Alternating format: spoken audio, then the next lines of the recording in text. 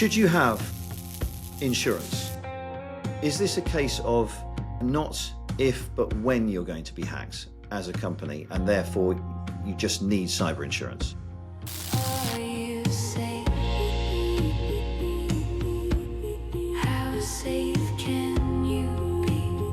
I'm a huge fan of cyber liability insurance. I really am. I think it's probably one of the most useful things in anyone's armoury because it covers the unexpected.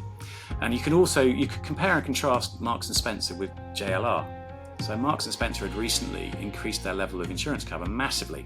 I don't know why, but they did. And as a result, that meant that almost the entire incident, so we're talking about the loss of profit, the downtime, the business interruption, etc., was covered by insurance, which makes it a lot less stressful when you know it's covered. And they'll also have covered things like bringing in specialist firms like us to help manage that incident, specialist crisis PR people to help communicate with the press, and just generally there to help make something doesn't escalate.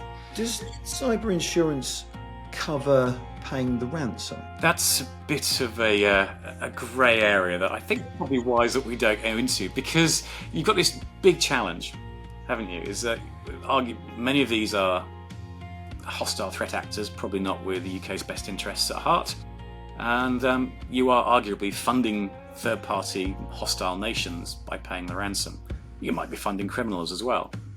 But at the same token, you want your data back, and that's a really difficult thing to cover. So there's two questions there. Should you pay the ransom? And also, does the cyber insurance cover paying the ransom?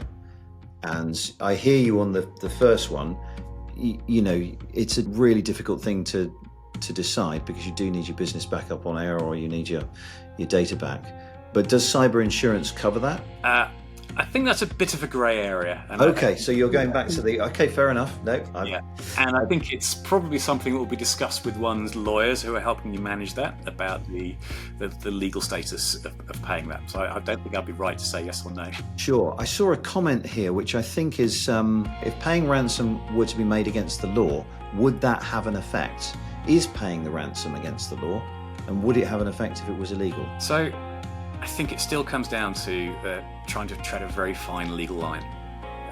You've got an opportunity to pay and get your company back and running there and then, versus the cost of trying to rebuild your entire IT infrastructure. And those are huge things. If it was made illegal, yes, I think it would have quite an impact. Would it really make a difference? I'm not so sure. You can't stop me.